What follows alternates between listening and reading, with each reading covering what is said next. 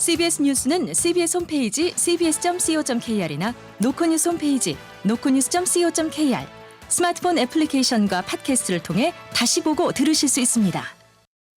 부산 소식입니다. 17억 원이 넘는 예산을 투입한 부산 해운대 비축제가 부실 논란에 휩싸이며 지역 상인들을 중심으로 반발이 이어지고 있습니다. 상인들은 부실업체 선정 의혹까지 제기하는 등 비축제를 둘러싼 논란은 지자체와 지역 간 갈등으로 번지는 모양새입니다. 김혜민 기자가 보도합니다. 매년 연말연시 해운대 해수욕장 일대를 환하게 밝히며 부산의 대표 축제로 떠오른 해운대 비축제.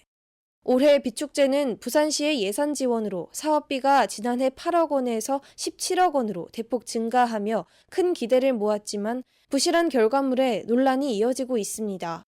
축제는 애초 지난달 8일 점등할 예정이었지만 준비 부족으로 일주일 미뤄졌고 점등식을 예고한 14일에도 일부 조명이 꺼지는 등 문제로 지난달 말까지 보완 공사가 진행됐습니다.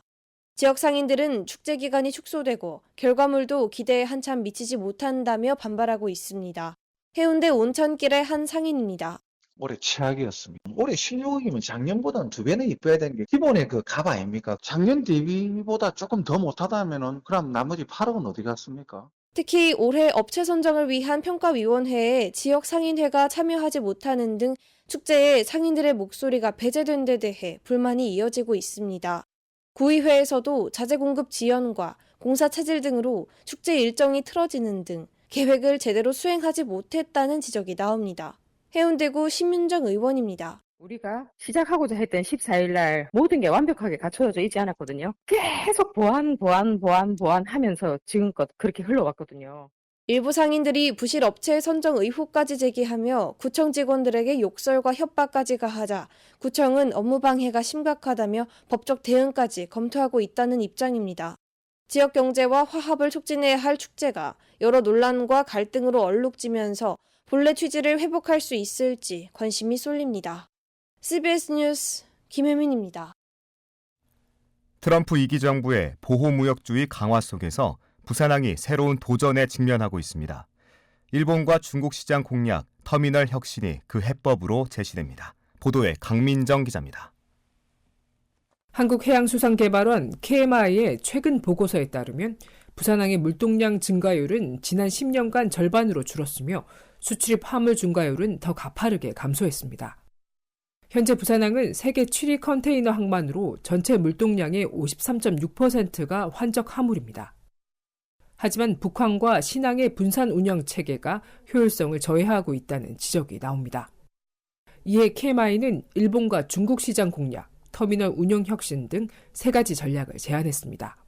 먼저 부산항과 가까운 일본 서쪽 해안 지역의 신선 화물과 긴급 화물을 대상으로 맞춤형 서비스를 제공해 고부가가치 물동량을 유치해야 한다는 분석입니다.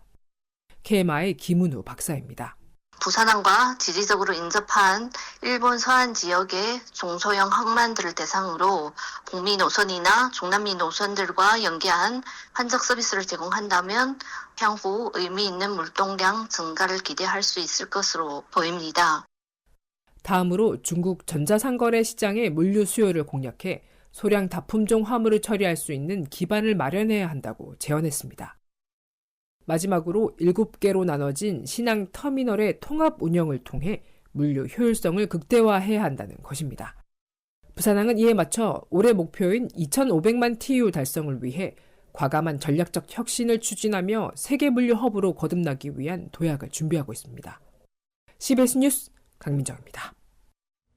고위공직자 범죄수사처와 경찰이 오늘 12.3 내란 사태를 일으킨 혐의를 받는 윤석열 대통령 체포에 나섰다가 철수하자 진보당 부산시당이 거듭 체포를 촉구하고 나섰습니다.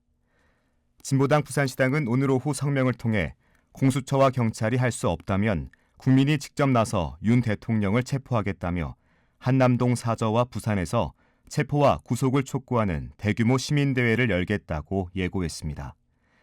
진보당은 체포영장 집행을 막은 경호처는 내란 속의 윤석열의 사병이자 내전을 일으킨 반란군인 만큼 최상목 권한대행은 경호처장을 비롯한 반란군 전원을 즉각 직위 해제하고 신속 제압하라고 촉구했습니다.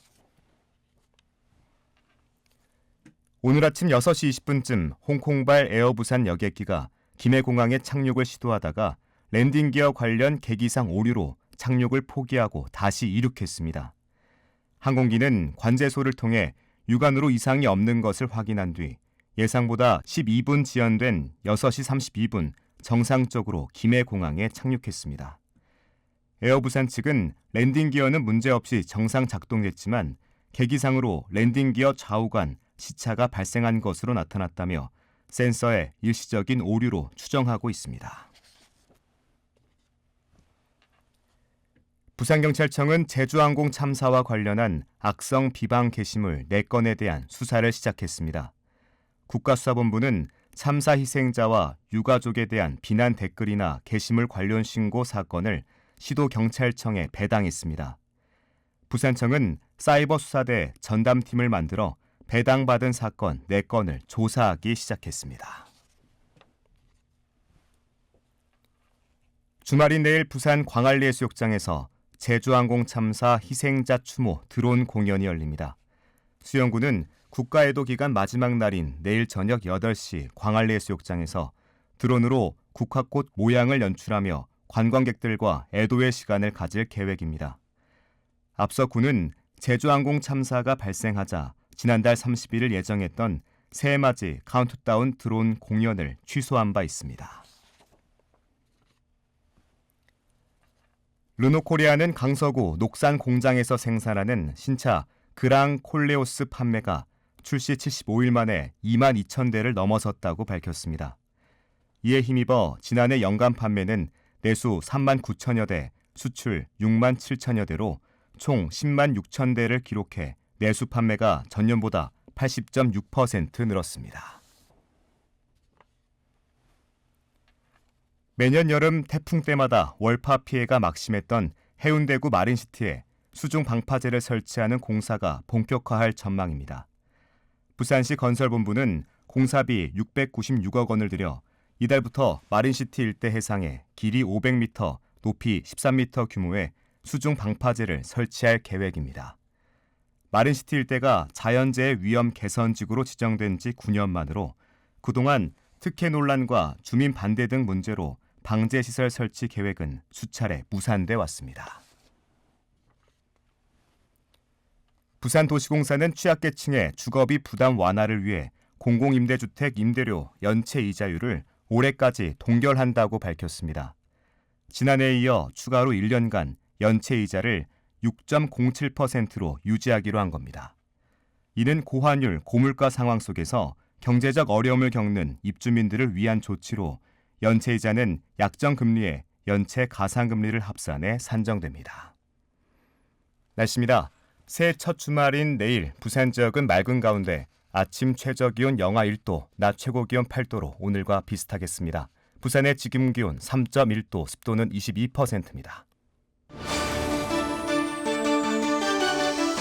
뉴스를 마칩니다. 지금까지 엔지니어 김상길, 기자 김혜경, 아나운서 국제일이었습니다.